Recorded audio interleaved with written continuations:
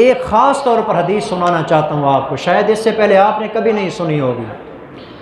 آج آپ دیکھ رہے ہیں ہمارے ہاں، ہمارے ملک میں سیاسی اچھی بھلی ہلچل چل رہی ہے جی، کوئی کس کے ساتھ وابستہ ہے، کوئی کس پارٹی کے ساتھ وابستہ ہے، کوئی کس کے ساتھ ہے، وہ اپنے لیڈر کی تعریفیں کر رہا ہے، جھوٹی تعریفیں، غلط تعریفیں، اور دوسرے آدمی کے جو پارٹی کے آدمی ہیں وہ اس کے خلاف باتیں میں لگے ہوئے ہیں جی، بھائی بھائی ہیں آپس کے اندر دشمن ہو گئے ہیں، حتیٰ کہ بعض ایسے بچے بھی ہیں جو اپنے باپ کے ساتھ جھگڑتے ہیں سیاست کی وجہ سے۔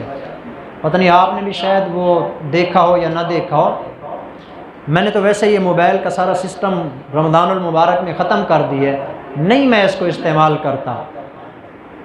ایک ساتھی نے مجھے بھیجا ہے، دو بندے، یہ پچھلے دنوں کی بات ہے، سیاست کے اوپر گفتگو کر رہے تھے، وہ ایک دوسرے کے ساتھ سیاست پر گفتگو کرتے کرتے غصے ہو گئے، ایک نے لوہے کا راٹ اٹھا کے سر میں مارا، وہ وہاں پر مر گیا، قتل کر دیا سیاست کی وجہ سے۔ کیا قیامت والے دن اللہ کو جا کے جواب دے گا کہ میں نے اس کو کیوں مارا تھا؟ یہ جتنے بھی سیاسی لیڈر ہیں نا، یہ ہمارے نام تک واقف نہیں ہیں، وہ ہمیں نہیں جانتے، آپ کو نہیں جانتے، ہم آپس کے اندر کیوں ان کی وجہ سے اپنی زندگی برباد کریں؟ وہ اس کے خلاف باتیں کر رہا ہے، وہ اس کے خلاف الزام تراشی کر رہا ہے، وہ اس کے عیب ڈھونڈ رہا ہے، وہ اس کے متعلق اتنی تعریفیں کر رہا ہے کہ آسمان و زمین کے کلابے ملا دیے ہیں۔ قیامت والے دن ایک ایک بات کا اللہ کے سامنے حساب کتاب دینا پڑے گا۔ ان تمام سیاسی لیڈروں کی تعریفیں کرنے سے کیا ملے گا؟ حدیث سنیں آپ، حدیث سنیں، آپ کو سنانا چاہتا ہوں، پہلی دفعہ شاید آپ یہ حدیث سن رہے ہوں گے۔ رسول اللہ صلی اللہ علیہ وسلم نے فرمایا، انس راوی ہیں جی رضی اللہ تعالی عنہ، قال رسول اللہ صلی اللہ علیہ وسلم اذا مدح الفاسق غاضب الرب تبارک و تعالی واہتز لہ العرش۔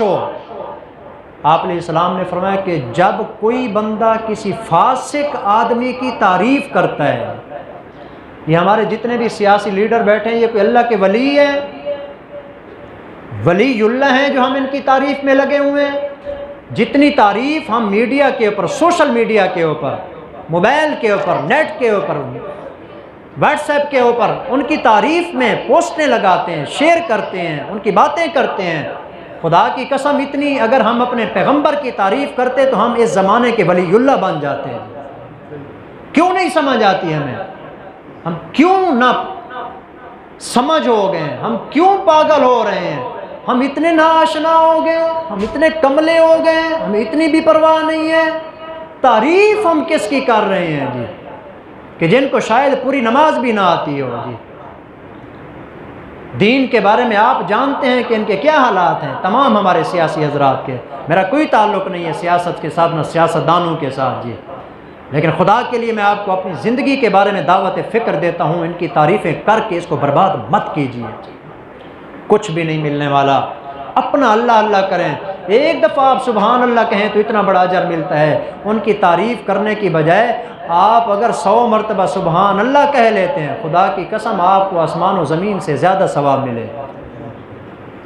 اپنا کام کریں، انہوں نے آپ کو کہاں پوچھنا ہے جی، وہ ہم سے واقف ہی نہیں، ہمیں جانتے ہی نہیں ہیں، اور ہم بھائی بھائی آپس کے اندر لڑ رہے ہیں۔ تو آپ علیہ السلام نے فرمایا کہ اذا مدح الفاسق کو، جب کوئی بندہ کسی فاسق آدمی کی تعریف کرتا ہے، فاسق آدمی کی تعریف کرتا ہے، چاہے وہ سچی تعریف ہی کیوں نہ ہو، یہ تو جھوٹی تعریفیں ہوتی ہیں جی، میرا لیڈر یوں ہے، فلاں ہے، یہ کر رہا ہے، فلاں کر رہا ہے، ملک کا خیر خواہ ہے، امت کا خیر خواہ ہے، پورے عالم اسلام کا لیڈر ہے۔